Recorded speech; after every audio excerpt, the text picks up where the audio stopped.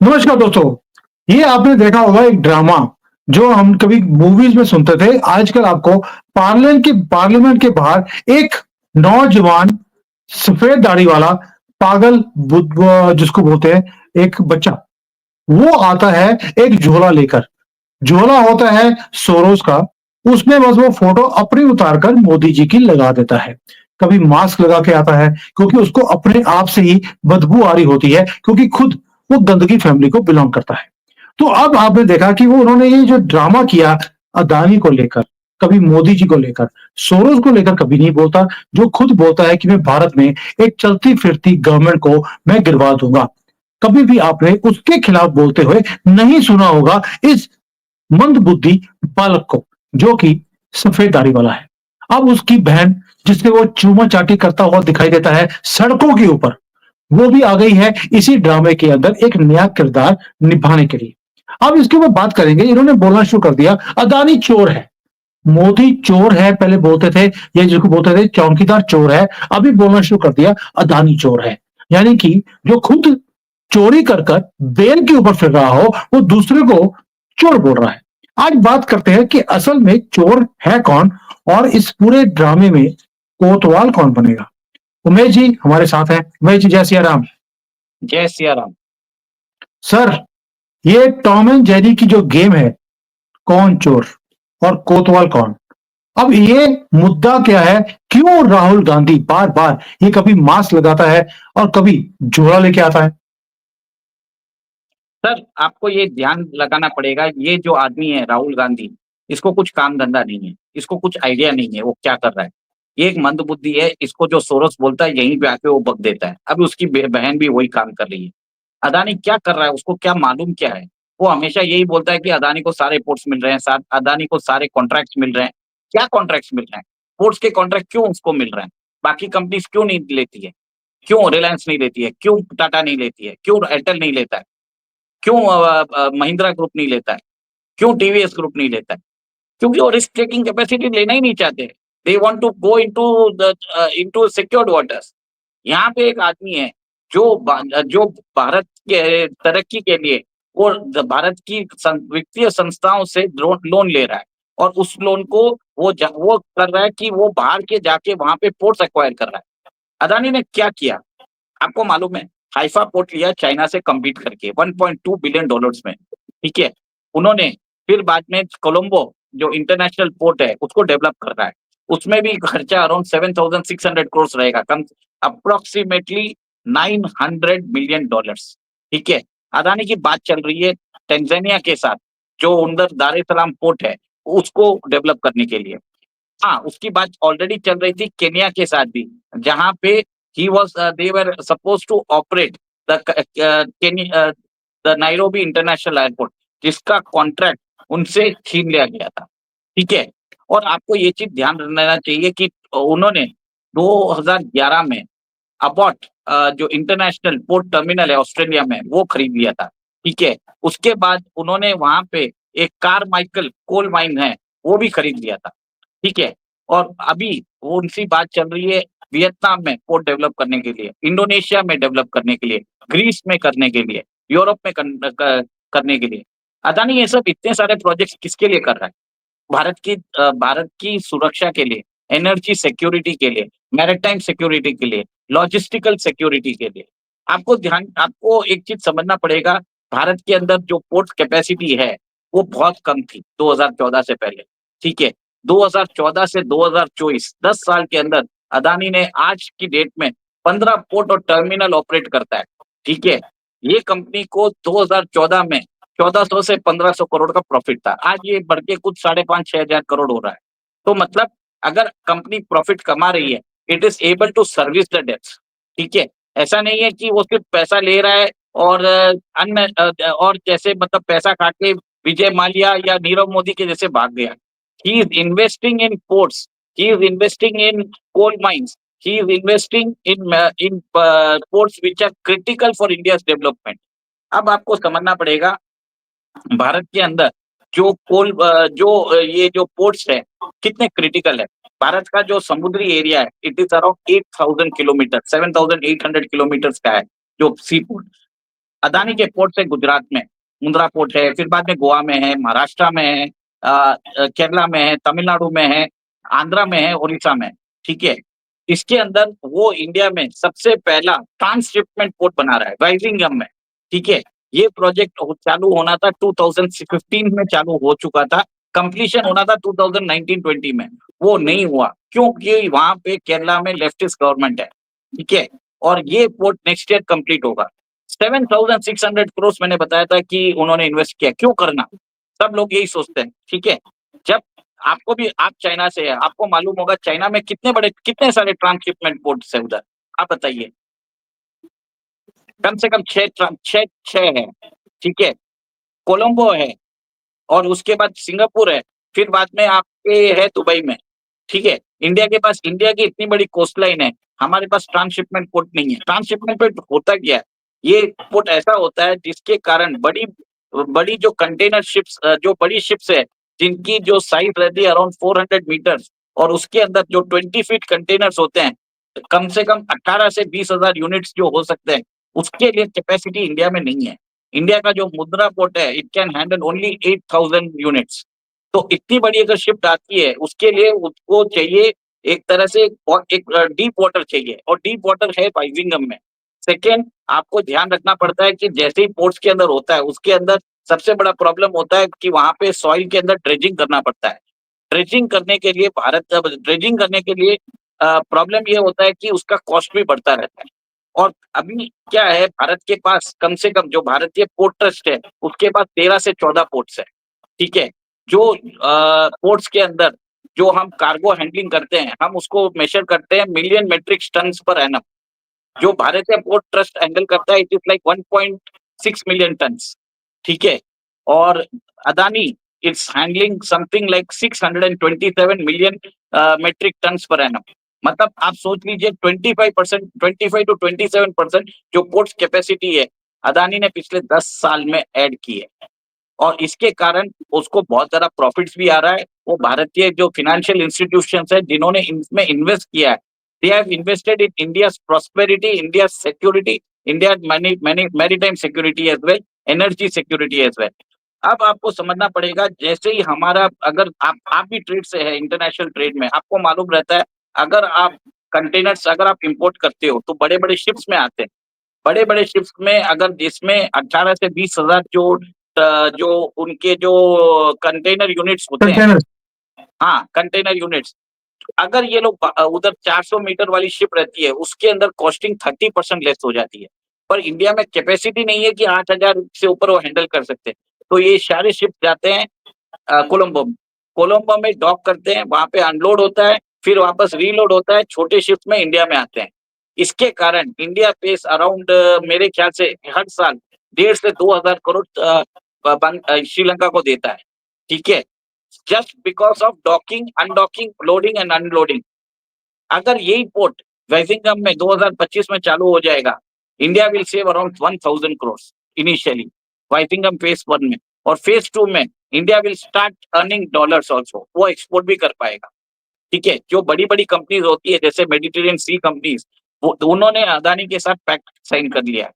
Sir, आपको एक चीज ध्यान रखना पड़ेगा, अदानी के पास आज की डेट में 23 से 24 ड्रेजिंग मशीन है, जो उन्होंने खरीद के रखी है। एक ड्रेजिंग मशीन का कॉस्ट होता है 300 करोड़, ठीक है। और उनके पास एक कैपेसिटी भी है, उन्होंने इंडस्ट्रियल जो बोलते हैं वेयर हाउसेस, वो भी बना के रखे हैं।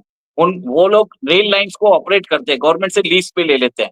तो अगर आप समझ लीजिए, अगर किसी स्टील पावर प्लांट या कोई पावर प्लांट को कोल चाहिए, तो क्या करता है अदानी? अदानी को मालूम है कहाँ से कोल आता है, ठीक है। वो सीधा ऑस्ट्रेलिया में उसकी कोल माइन है, उधर से कोल निकालेगा, उधर के अबॉट टर्मिनल में अपने अपने वो पोर्ट में जाके उधर से लोड करेगा। इंडिया में कहाँ पे उतारना है, उसके बाद 13 पोर्ट है इंडिया में, 15 पोर्ट है सॉरी।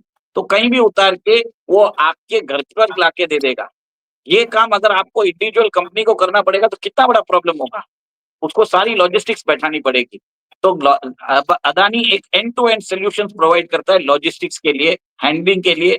और सेकंड, जो शिप्स इंडिया में आते हैं, उसको उसको पूरा प्रोसेस करने के लिए अदानी, मेरे ख्याल से उसको 16 घंटे लगते हैं, ठीक है। बाकी बाकी अगर इंडियन पोर्ट ट्रस्ट में कोई भी जाता है तो उसको कम से कम 30 घंटे लगते होंगे। तो एक बहुत बड़ा टाइम फैक्टर भी बहुत इंपॉर्टेंट हो जाता है।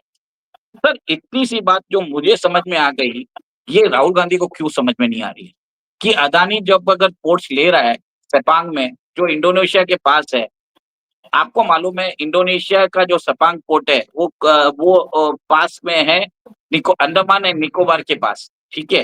अंडमान के निकोबार के नीचे ही है। जो ये रूट है स्ट्रेट ऑफ मलाक्का के थ्रू, जिसके कारण वर्ल्ड का सबसे बड़ा ट्रेड चलता है, ठीक है। आपको ध्यान है कि वो वियतनाम में साउथ चाइना सी वियतनाम में वहां पे भी एक पोर्ट बना रहा है और बात चल रही है फिलीपाइंस में भी करने का। वहां पे वो ऑयल ड्रिलिंग और एक्सप्लोरेशन भी कर पाएगा ओएनजीसी, अगर वो पोर्ट बना लेता है तो, ठीक है। इंडिया के अंदर आपको मालूम होगा अभी 2-3 दिन पहले ही बात आई थी कि कृष्णापट्टनम जो आंध्र प्रदेश में है, जिसके अदानी का पोर्ट है, उधर रशिया से डायरेक्ट तेल आएगा, ठीक है।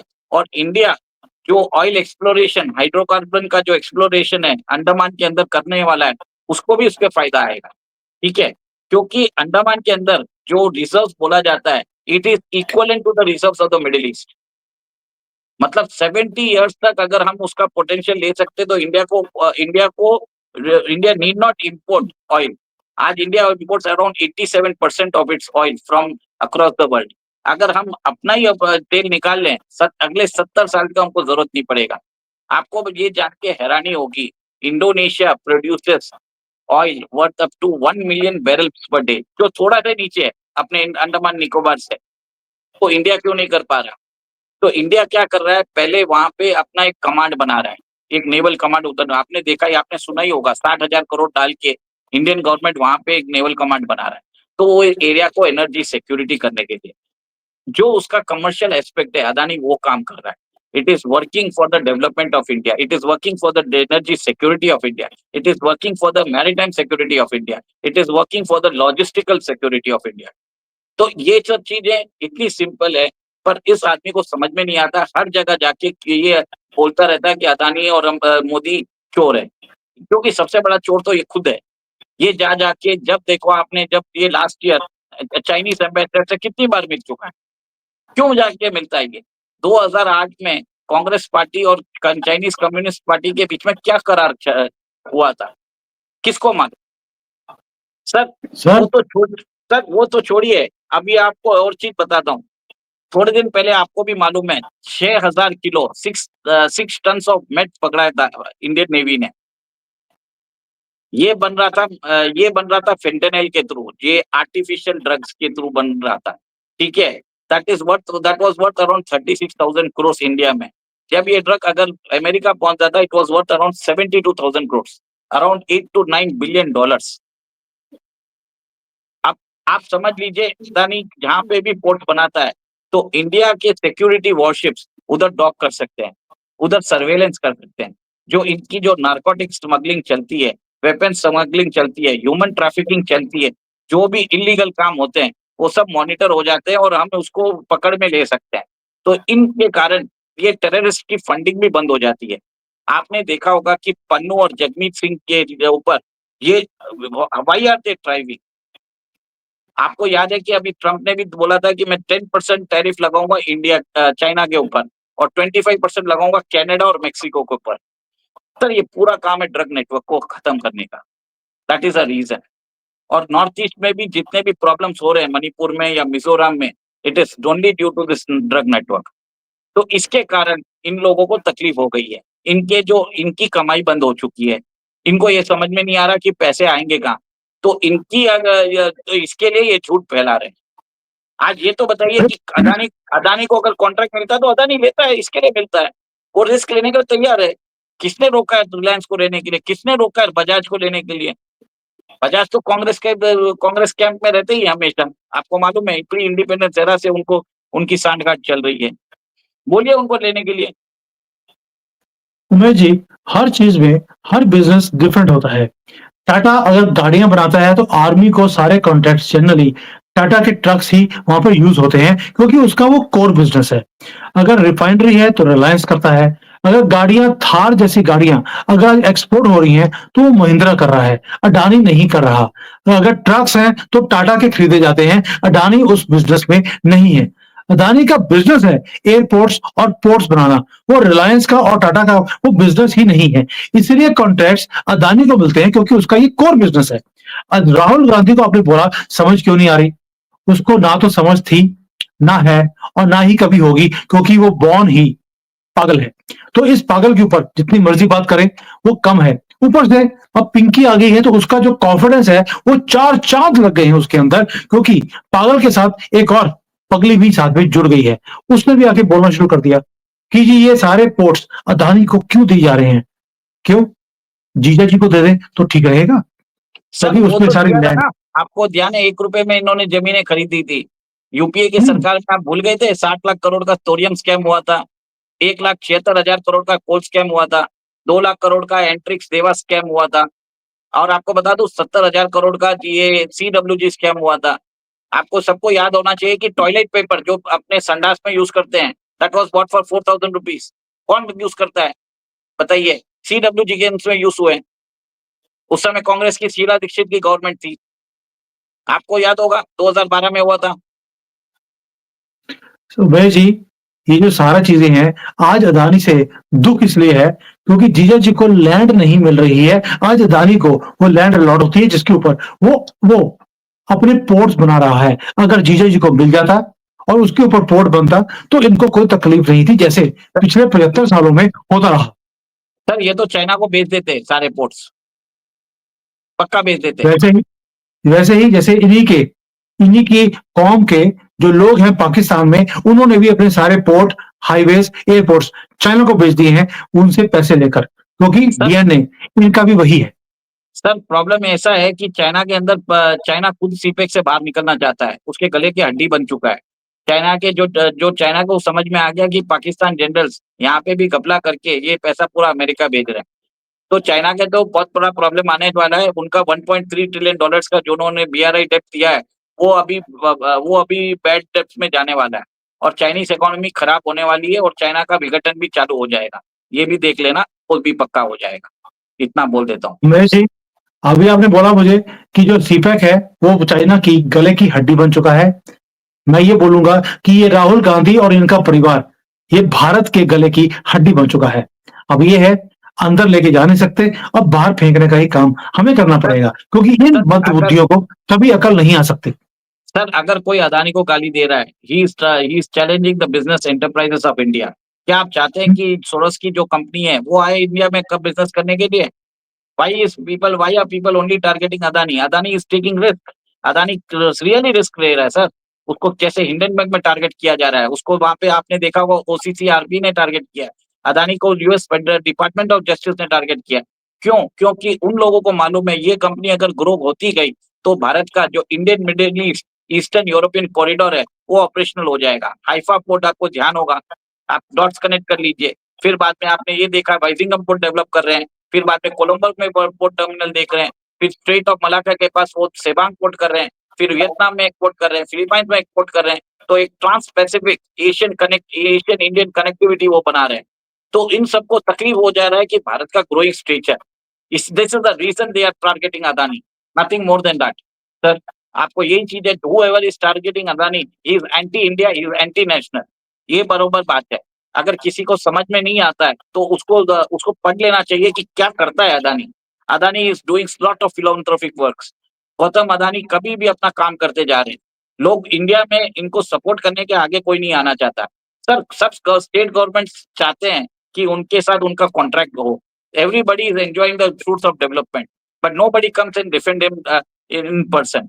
सर आप सोचिए इंडिया में उसके पास 15,000 हेक्टेयर्स ऑफ इंडस्ट्रियल लैंड है, उसके पास 14 से 15 लाख स्क्वायर फीट के गोडाउन्स है। उसने रेलवे लाइन्स ऑपरेट करता है सर, डेडिकेटेड लीज लाइन लेता है इंडियन गवर्नमेंट से। और एक चीज फूड ट्रांसपोर्ट करता है फ्रॉम फ्रॉम 3 स्टेट, जैसे रहता है ये मध्य प्रदेश, पंजाब और हरियाणा से सदर्न स्टेट्स में। सर कितना बड़ा काम कर रहा है, एनर्जी सिक्योरिटी प्रोवाइड कर रहा है, फूड सिक्योरिटी प्रोवाइड कर रहा है। सर और क्या चाहिए आप लोगों को? और क्या लोगे आप इनसे? सबको किसी सही को बात है समझ सर। में नहीं आता है। जितना काम अदानी कर रहा है, मैं जितना उनके बारे में सुनता हूँ, जितना समझता हूँ, I am becoming a fan of it. मैं आई मैं कभी पहले भी आपने देखा होगा कि मैं कभी भी अदानी के मामले में इतना नहीं बोलता था, क्योंकि मुझे लगता था ये पॉलिटिकल मामला है। मैं मुझे इसमें दिमाग लगाने की जरूरत नहीं है। पर जब मैंने इसको स्टडी किया, आई केम टू नो कि कितना बड़ा काम कर रहे हैं। वो आदमी नहीं देता है सर, सीरियसली यही बता रहा हूँ। He is one of the best person in the Indian. जो आप भी जैन है, गौतम अदानी भी जैन है, कितने सारे फिलान्थ्रोपिक एक्टिविटीज करते हैं, उसकी बात कोई नहीं करता। सर टाटा करता है, पर टाटा का पीआर भी चलता है। गौतम गौतम अदानी कभी पीआर नहीं करता है, ठीक है। उसका एक ही मन है कि नेकी कर कुएं में डाल, यही होता है। इसको बोलते हैं रियल टाइप ऑफ फिलान्थ्रोपिक वर्क। ऐसा नहीं है कि आप पीआर एजेंसी को बुला के 10 मीडिया आउटलेट में उसको एम्पलीफाई करो। That is not a PR work. उसको तो आपको इंडियन गवर्नमेंट ने मैंडेट कर दिया है कि 2% of your CSR funds, 2% of your profit has to be earmarked for CSR. उसी के अंदर लोग उसको एम्पलीफाई करके अपने आप को ग्लोरीफाई कर रहे हैं। सर जो काम अदानी करता है, सर वो कभी भी आपने कभी नहीं सुना होगा कि अदानी ने अपनी फिलान्थ्रोपिक एक्टिविटीज को एडवर्टाइज किया होगा। ओके, बट बहुत काम करते हैं सर, बस इतना ही उमेश बोलूंगा। जी, उमेश जी, आपने बोला कि पता नहीं क्यों राहुल गांधी और पार्टी को, जो इसकी फैमिली है, उन्हें अदानी से इतना गुस्सा क्यों है। वो आदमी नहीं, वो देवता है। गुस्सा इसीलिए है क्योंकि वो देवता है, और देवताओं से कितनी नफरत है गांधी परिवार को, ये मुझे समझाने की जरूरत नहीं है। अगर वो कोई मोह मैड होता, उसको फॉलो करने वाला होता, तो ये उसको भी प्यार करते, क्योंकि ये देवता है, इसीलिए गुस्सा है। अभी मुझे सर लगता है और समझाने की जरूरत नहीं है। सर एक और एक चीज बता रहा हूँ, आगे जाके वर्ल्ड के अंदर जो टोटल कंटेनर यूनिट्स होती है, वो अराउंड 18 से 20 हजार चाइना प्लान कर रहा है, ठीक है।